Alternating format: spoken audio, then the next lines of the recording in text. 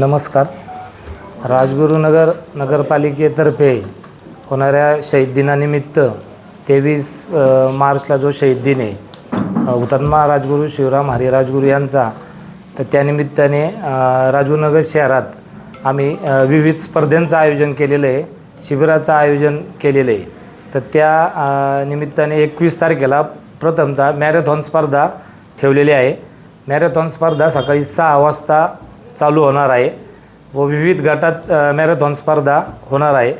2 नंबरला 21 तारखेलाच अभि मुंडे सायकू शायर यांचं व्याख्यान राजगुरुनगर शहरात बाफना रंगमंदिर येथे संध्याकाळी 7 वाजता आयोजित करण्यात आलेलं आहे. व दिनांक 22 तारखेला सायकल स्पर्धा सर्व गटांमध्ये होणार आहे. सकाळी 6 वाजता सायकल स्पर्धा हुतात्मा राजगुरू शिवराम हरी राजगुरू यांच्या पुतळ्यापासून ST स्टँडपासून सुरू होणार आहे. व 23 तारखेला आरोग्य शिबिर सकाळी 11 ते 5 आयोजित केलेलं आहे.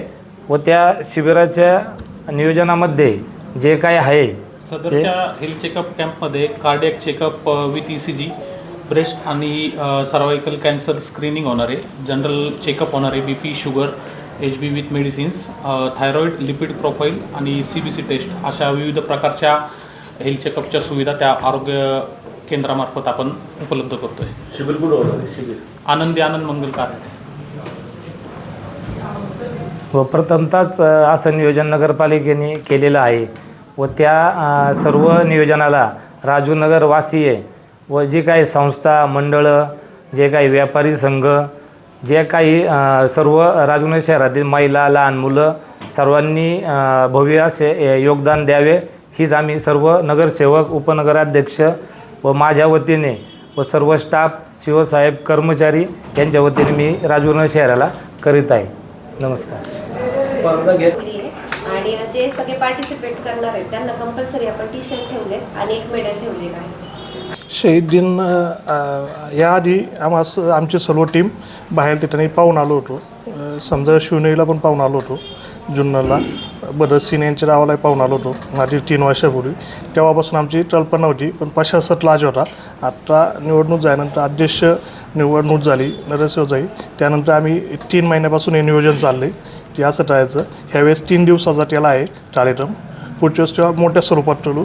आणि राजगुरुनगरवासियांना आमच्या सर्व टीमतर्फे आव्हान आहे की आपण याला मोठ्या प्रमाणात प्रतिसाद द्यावा. साठी तिथं दिवसभर कार्यक्रम ठेवले आहेत वाड्यावर, ते समितीतून ठेवलेले आहे. त्यात नगर परिषद पण इन्व्हॉल्वमेंट आहे, दोन्ही पण तिथं नियोजन ठेवलं आहे. आणि आता जसं काम होत जाईल तसं मोठ्या प्रमाणात तिथे कार्यक्रम होत जातील. पण आत्ता काही जागा थोडी अवेलेबल नसल्यामुळं कार्यक्रम आपण राजगुरुनगर शहरामध्ये बाहेर जागेवर घेतले आहे.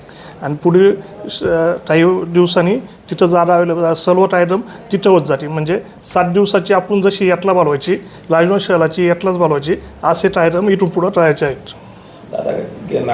मी वारंवार वाड्यावर जात असतो आहे, राजगुरू वाड्यावर. व आत्ताची परिस्थिती अशी आहे, काम नदीपात्रातलं एप्रिल-मेमध्ये वेगाने चालू होईल. व तिथं आत्ता जो घाटाचं काम होणार आहे, म्हणजे जे राजगुरू वाड्याच्या खाली पायऱ्या आणि तिथून नदी घाट असं काम थोडंसं वेग पकडन आता पाणी कमी झाल्यानंतर. व वाड्यातही राजगुरू हुतात्मा राजगुरूंच्या जे जन्मखोली आहे त्याचंही काम आता पूर्णत्वात आता आलेलं आहे. आपण सत्तेत आहात आणि नगरविकास खातं सुद्धा आपल्याच मंत्री महोदयांकडे आहे. नेमकं आज नागरिकांना काय शब्द द्याल की स्मारकाचं काम कधीपर्यंत पूर्ण करून द्याल? तरी साधारण 1 ते 1.25 वर्षात राजगुरुवाड्याचं जे काही काम प्राथमिक जे वर्किंग काम आहे बांधकामामधील, तर ते आता पूर्ण होईल. व तिथून पुढचं जे लोकांना काही त्याच्यात पेमेंट मिळणार आहे, ज्यांच्या जमिनी गेल्यात, ते काम येणाऱ्या 5 ते 6 महिन्यात पूर्ण होईल. मॅरेथॉनचे रूट्स असतील, सायकलिंगचे रूट्स असतील, हे आज संध्याकाळपर्यंत तुम्हाला ग्राफिटीद्वारे प्रोव्हाइड केले जातील की जेणेकरून तुमच्यामार्फतसुद्धा नागरिकांना एक आव्हान होईल जास्तीत जास्त लोकांनी याच्यात इन्व्हॉल्व होण्यासाठी. प्रमुख पाहुण्यांचा विषय 1-2 दिवसात कन्फर्म करून नगराध्यक्ष साहेब सांगतील तुम्हाला.